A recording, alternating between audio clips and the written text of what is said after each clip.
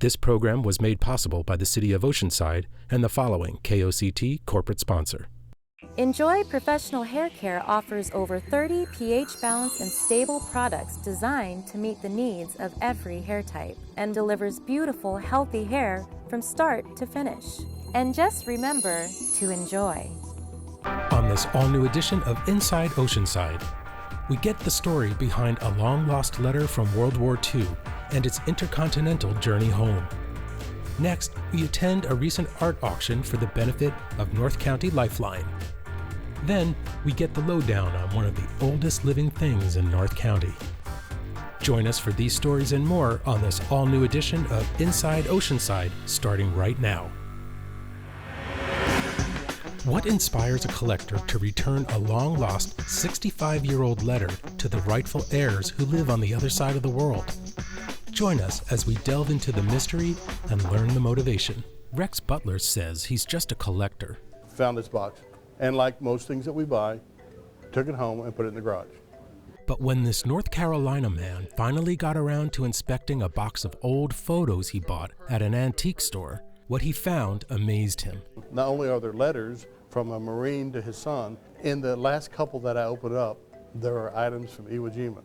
Rex felt compelled to follow another track, finding the family of the American soldier and returning the letters, which he did. Another member of Collectors Weekly does something that I never would have thought of. He goes on Facebook and finds a name, the last name of the Marine, and finds a relative. But there was something else, a letter written in Japanese, a letter whose trek across the globe was about to begin the final leg of a 65-year journey. It was revealed to be a letter from a Japanese mother to her son, who was killed at the Battle of Iwo Jima. Seeing what it meant to the American family, he turned his attention to this Japanese letter, and with the same determination, set out to track down the descendants and return the letter. The son of the Marine actually comes up with a partial translation of the letter. He gives me a name, the Hattori family, and he gives me a city, Kisarazu. Upon learning that Oceanside, California is a sister city of Kisarazu, Rex called City Hall and was connected with Vicki Prosser, who, along with Jim Schroeder, helped manage the Sister City program for Oceanside. And after a few phone calls and more than a little digging, Vicki called with the good news. Motoki Hattori, the great-nephew of the Japanese soldier, had been found and would be willing to come to Oceanside from Japan to meet with Rex for the return of the letter to the Hattori family. At a dinner held at the El Camino Country Club in Oceanside, Rex was able to realize his dream of reuniting the letter with whom he termed the rightful owners. During a very moving ceremony, the letter was handed over to great-nephew Motoki Hattori, who, through an interpreter, later talked about the significance for him and his family, and for Japanese families in general. It's just something very special, things for them, and by having those coming back to him, his family, even though he lost his great aunt, uncle at the war, and now they can accept his death. Also, this, as a family member, his life finally has become complete as with them. A great stroke of luck was the fact that the Hattori's grandfather had written a book about the family and their history during the war, which proved essential to finding the family. His grandfather actually went to Iwo Jima, tried to look for any remains of his brother. He could not find it. In his book, he mentioned about that was a very sad thing. But now, because the letter finally came out, they cannot be any happier than now. I want to speak more with you. Last week, I'm happy I had such a nice time here. Thank you. Coincidentally, the Kisarazu International Friendship Association was also sponsoring an exchange student trip for Oceanside in the same week.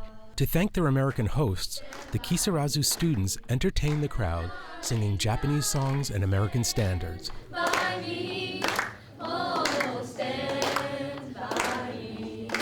Followed by a demonstration of the Japanese martial art Aikido and the Yasai Mosai, sort of a Japanese version of a conga line that everyone participates in during an annual street festival in Kisarazu.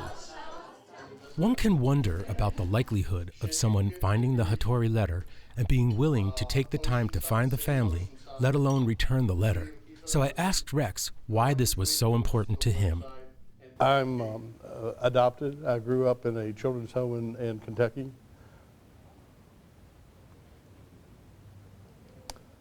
I have one letter from my biological father, so I know what a letter can mean. I did not know exactly what it means to a Japanese family, which is even more than it might mean to me. The return of the Hattori letter to the family helps to tie up loose ends of a story left incomplete many decades ago. But it also opens another chapter in these two countries' cultural exchange on a much happier note this time around. We'll go back with just some incredible friends, international friends. This is Peter Boncher for KOCT.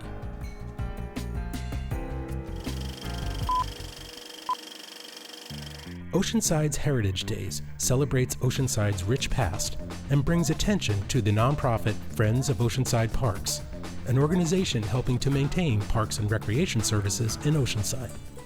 Located near Mission San Luis Rey, Heritage Park is a cultural gem designed to preserve Oceanside's history and charm. Just one of the many parks the city provides, Heritage Park was the location of the first fundraising event held by Friends of O Parks. Heritage Park is a really fabulous park in Oceanside that's just the best kept secret. It was built in 1976 as a bicentennial park, and it was an old county public works yard transformed into this beautiful park.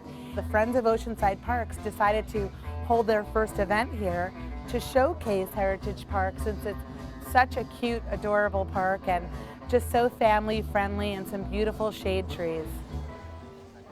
Well, it's kind of fitting. It's here at the bicentennial park of Oceanside, which of course Heritage Village, and you know, it's been made to look like the little parts of Oceanside in the past, and so people come together here for a lot of memories that they have in our community and our country, and it's a very active park when it comes to local history. This is an event really to show the jewel that this park is. And when I started thinking about Heritage Day, I thought, okay, what does that actually mean? What is Oceanside Heritage? So we have classic cars, we have some folklorico dancers, tamales and hot dogs, and some great music, and people coming out and enjoying a beautiful day in this beautiful spot. This is a dream that the Parks and Recreation Division's had for a long time. Basically, we need to begin to generate revenue for some of our Parks and Recreation programs due to some budget cuts. And so we thought by organizing a nonprofit organization, much like the Friends of the Library help the library, Friends of Oceanside Parks helps Oceanside Parks and Recreation. I really feel this is important because, first off, not only does it bring the community together, just having people actually outside, not so much playing video games inside, but it actually gets them outside, playing with their families, playing with their friends, and also it's really neat because it helps people get an interest and attraction to the parks in Oceanside. A lot of times I think people forget that there are family parks, community parks, and this entire event is basically here to get people aware of how to raise money to parks, how to keep them in their best condition so that they'll be around for the following generations. I really think this particular event will help the Parks and Recreation Department because it will allow people to get to know who they are, what they do, and all of the parks that we have here in Oceanside. A lot of people don't realize how many parks we have as a city, and that it's, you know, so my thing today, one of the things I shared with the people is, you know, when you think about having that backyard barbecue, instead of doing that, why don't you take it out to your local park? And then, of course, all the programming we have for kids, too, is just amazing as well. Right now, since we're just in our infancy in the last couple of months, we're hoping to raise a couple of $1,000s for concerts in the park this summer. We do have two scheduled up at Rancho del Oro, one on July 15th and one on August 26th. And basically we need some additional funds to help for the PA system and the stage, and I'm hoping that the Friends of Oceanside Parks can help with that. But we have a very long wish list, and we're hopeful with additional funds that we could continue to scholarship children in our community to attend our recreation classes, our sports camps, our swim programs. So we're hoping that the Friends of Oceanside Parks will help us meet that gap or fill the gap. Well, we're looking forward to having a good turnout and making sure that everything goes smoothly and that it's the kind of thing that we want to continue to do in the future. Well, I'm looking forward to having people know about O-Park and support it and understand that the people of Oceanside do need to support the parks. And just, you know, to see a lot of people and have a good time. We're so lucky to be in such a great city where we have great weather all the time. And so, you know, don't just go to the beach, but take advantage of our parks as well. To find out how you can get involved with Friends of Oceanside Parks, please call 760-435-5041. Many of us have driven by and wondered, just how old is that tree? KOCT got a chance to visit with the family and get a close-up look at one of the oldest living things around. Have you ever noticed this rather large tree and wondered, how old is it? Who planted it? And what's it like living alongside of it? The Morton Bay fig tree in Oceanside was actually planted in 1934 or 35 by Archibald Orestes Cope and his grandson Richard Euler, according to granddaughter Betty Ann Hillman. The Cope family came to Oceanside to grow gladiolas and planted the dry root twig that grew into this rather impressive tree. Betty Ann remembers her own children playing in their great-grandparents' tree, which has gained celebrity over the years. So we asked current homeowner Joseph Thompson what life was like living with his tree. I think the first thing you have to realize it's not your tree. It's much older and bigger than anything else, so it's a community tree. I don't own this tree, everybody does. Probably the nicest thing about it, keeps the house very nice and cool in the summertime because it completely canopies. One thing is you don't use this fireplace anymore because the tree is right over it. The tree has its own mind, and so if there's concrete, it'll move the concrete out of place for you. And while we used to have a nice lawn here and a nice fence around here, the tree decided to move it out of the way. You get so many visitors and so many people come by and knock on your door, or they'll ask if they can take pictures, and then sometimes they'll even come back years later. You spot the tree about a block away, and I always look for the big old canopy, and then it feels like though you're crawling underneath the tree, and it's almost like it's putting its limbs in around you and just takes you back in, so it actually feels very secure. And so living under the tree and coming back to the tree on a daily basis is almost like coming back to your secret tree fort that nobody knows about. This amazing tree's been referred to as Grandpa Joe, but it really stirred the imagination of one 10-year-old, Fred Osuna, who wrote about Old Man Tree years later. When I was 10 years old, my family moved to the top of a hill, and I would often hop on my bike and ride straight up California Street. Just before the halfway point, a big tree dominated the landscape. Calling it a big tree doesn't quite do it justice, though. This tree was gigantic. Its branches extended high and far out over the street in all directions. I would slow my pedaling to marvel at this tree whenever I rode up the hill. The tree's age and size seemed to engender respect automatically. I called it Old Man Tree. Long after I'm gone, I suspect Old Man Tree will remain, right there at the side on California Street, slowing traffic and sheltering passers-by, exerting some undefinable power over others, just as he has on me. So next time you see Old Man Tree, give it a salute and a smile. You know, with love, care, and respect, this tree could still be here for the grandchildren of your grandchildren. I'm Janine Postel-Shepard for KOCT.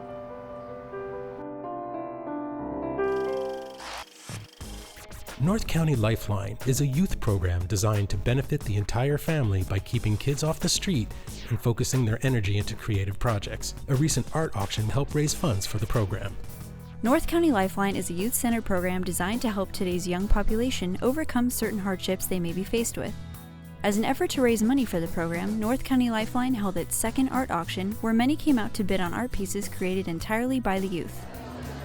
Lifeline is a human service organization. Our target is to help children, families and teenagers become self-sufficient and self-reliant. And we're going to try and do that through skill building activities, counseling, and all sorts of life experiences that are going to make them feel confident about their future. The programs are just huge for these kids. They have nowhere to go after school, so their neighborhoods are very tight-knit and they don't go out of their neighborhoods. So if we weren't in that neighborhood, they would have absolutely nowhere to go. So it affects them by giving them a safe place to go. There's a lot of gang activity in the neighborhoods. It gives them a positive place to go. There's a lot of negativity that they're surrounded by. And it's something fun for them. You know, they come to us and they don't have to worry about all that gang activity. It's something where they can just come and be a kid. It's like a safe haven for a lot of those kids. 25 feet outside of our gates is a whole nother world for these kids. A place of gangs, drugs, and alcohol. And Club Crown Heights makes a huge positive difference in the lives of these kids that attend on a daily basis. It's their choice to make a difference in their own lives, to make a difference in their future. And that's why we get these kids coming in. They choose for themselves not to enter that world that's 25 feet outside that gate. I think it's a great program. It helped me a lot. I've been there for at least, I want to say, 7 years, maybe more. And it's definitely helped me a lot throughout my life. Well, before I went to the program, I was like outside doing bad things, like doing bad stuff. So this friend, he's like, you want to come to a program? So I went, I signed in, and I liked it. We did sports, activities, we had a lot of fun. It's changed a lot because my brother, he hangs out with the gang members, and I don't want to be like him, and I want to change my life. I was one of the few youth that was that came through this organization at first. Barbara Moreno, she was my mentor as a youth. So honestly, I came to Lifeline when I was 10 years old or so. I started coming to the program, since the after-school program with Barb. Helped me out a lot. Managed to get out of the neighborhood I used to live in. Got out of high school, went to college. I'm a current graduate, and now I'm working with North Carolina Lifeline for over 3 years now. So that's basically how it came apart. Last year, it was an idea that one of our kids had. We started this whole event based on one of our kids saying, why don't we save our after-school programs? They knew there was budget cuts coming. They watch the news, they see all these cuts coming. And one of the things that they said was, if we create artwork and we're giving it away and we're just doing all these things with our artwork, why can't we sell this and do something to save our programs and do something positive to make sure that our programs are here for us? So that was the start of the program, or this event. And it's just kind of turned into this huge thing for Lifeline. And it's great because our kids get to see, a lot of our kids are actually here, and they get to see, kind of the fruits of their labor actually coming to life. The event itself is a fundraiser, and there are two opportunities to be, actually 3 opportunities to contribute. One, you can bid on a piece of artwork.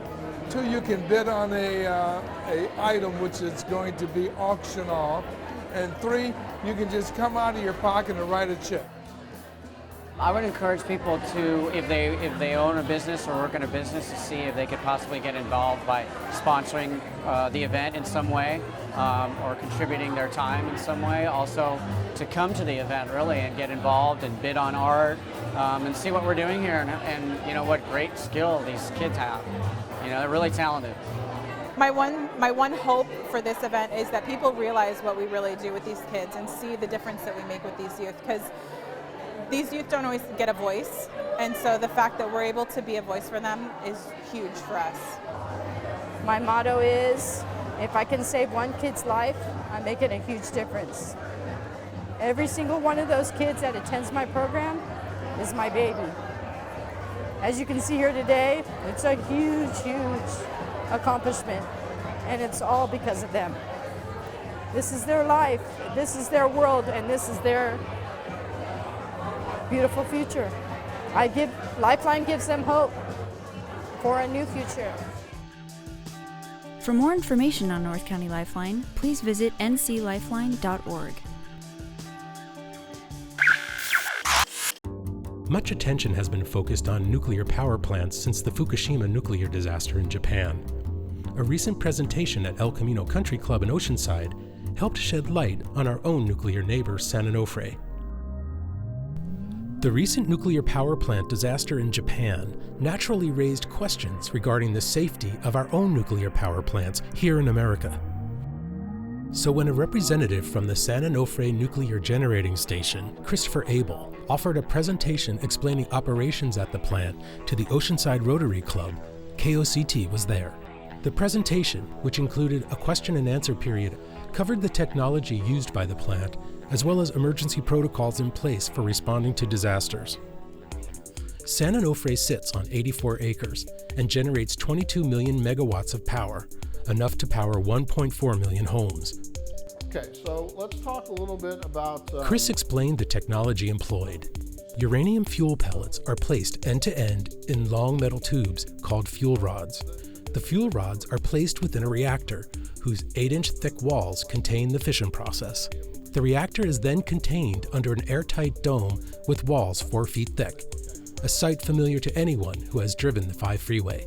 Until the United States decides on a national policy for proper disposal of radioactive spent fuel rods, the tubes are stored in airtight casks on the premises. In Japan, the Fukushima plant's 85 With the miles Fukushima away. disaster fresh in our minds, Chris was quick to point out the key distinction of ground acceleration, the rate of ground movement following an earthquake. We have seismologists on staff. The Nuclear Regulatory Commission has their seismologists. We use the U.S. Geologic Survey. We use data. We use reports. It's determined that the maximum credible ground acceleration that could possibly be felt at the plant is 0.33 Gs. That's the maximum credible. So when we designed the plant, our design basis, we designed it at 0.67 Gs, so double what the science tells us is the maximum credible seismic event that could possibly occur at the plant. Another important element is the seawall, which underperformed at the Fukushima plant. So here's your seawall right here at the 30-foot level, and then this 50-foot level, this line right here, you'll see that's where the domes itself sit on 50 feet, and then there's a 70-foot level. So if you're talking about the domes and the reactors themselves, it's a 30-foot seawall and then another 20-foot of margin above that where the actual reactors are. Millions of gallons of seawater are piped in through underwater channels and is used to recondense steam generated by the processor, and understandably, fish are caught in the process. The California Coastal Commission required mitigation projects to offset the negative effects, namely the San Dieguito Wetlands Restoration Project and the successful Wheeler North Giant Kelp Reef off the coast of San Clemente. It's been growing out there for about a year. It's introduced, over 50 species of fish and other animals that weren't there before. The fishermen love it, the divers love it. So, one of the largest employers in the area, San Onofre participates with the Interjurisdictional Planning Committee, made up of San Onofre employees and emergency planners from surrounding counties and jurisdictions. The organization is unique to San Onofre and is designed to plan for protecting the public in the event of an emergency or disaster. This is Peter Boncher for Inside Oceanside.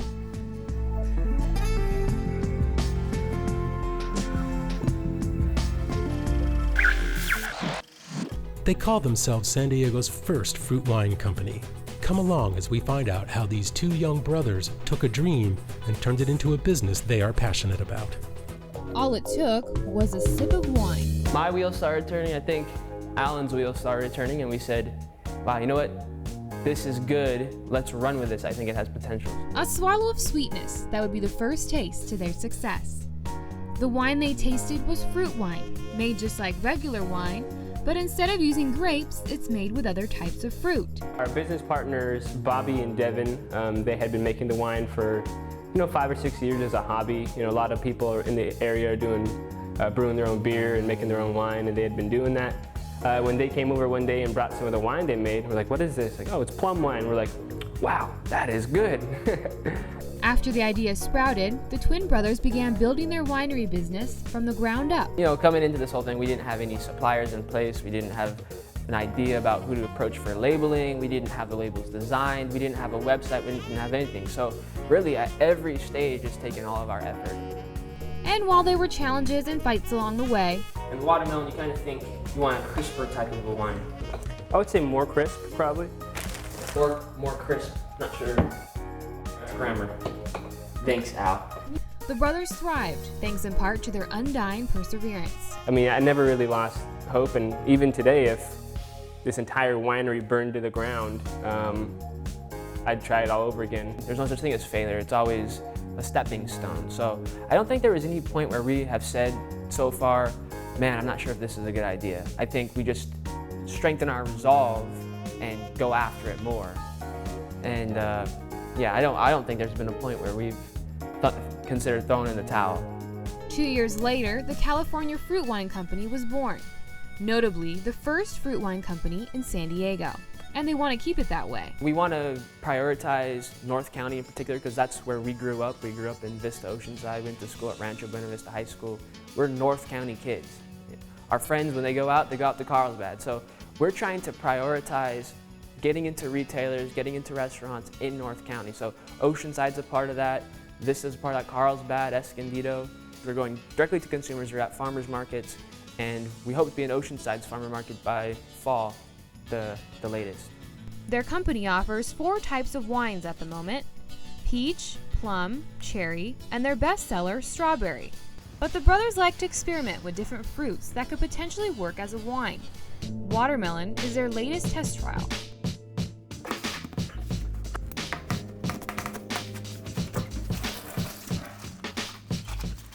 And I wouldn't be a serious journalist if I didn't investigate deeper into this story. And of course, taste test how fruit wine compares to grape wine. That's very good. And it's interesting because it doesn't taste, I mean, grape wine doesn't taste like grapes exactly either, but this just tastes like wine. It tastes like wine. It just tastes like wine. With the hint of the fruit. With a hint of fruit. That's what I always tell people. It really is more wine than fruit juice, or something they would consider to be fruity. But it's fruity. It's just not overly fruity. It's literally wine made from that fruit, so it's going to have the same wine characteristics. In the end, not much different than grape wine and definitely worth the taste. While these entrepreneurs are young, other people interested in starting up a business in a failing economy can learn a couple things from these guys. Most people, especially people who went to college, when they think about their future, their career, they think about working for somebody. So whether that be for a corporation or whether that be at the local McDonald's, it's an employment situation. Well, when you're employed by someone, there's a lack of innovation, there's a lack of ingenuity, there's a lack of progress. So part of what's missing in our culture is that entrepreneurial spirit, that spirit that innovates and creates something new and lasting. It's no longer about making a living or becoming rich or any of that stuff. It's about doing something you enjoy. And guess what? When you're doing something that you're passionate about, you're going to put in 16 hours a day because it's not a burden on you. You want to do it. You like it. And so that's so much of what it means to find out what's in your heart and then bring it forth. And with their eye on the prize, these boys are dreaming big on the future of their company. Short-term goal, move into a place with tasting room, nice setting, maybe even have some food. Be associated as one of the best well-known San Diego wineries. I think we can toast to that. For Inside Oceanside, I'm Elena Gomez.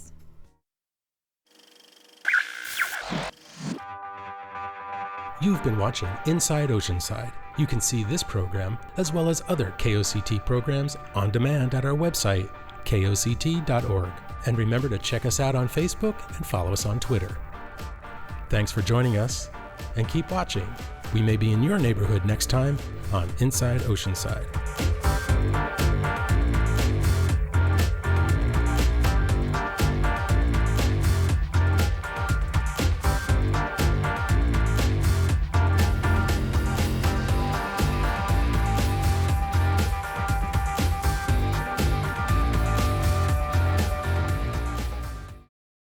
This program was made possible by the City of Oceanside and the following KOCT corporate sponsor. Enjoy Professional Hair Care offers over 30 pH-balanced and stable products designed to meet the needs of every hair type and delivers beautiful, healthy hair from start to finish. And just remember to enjoy.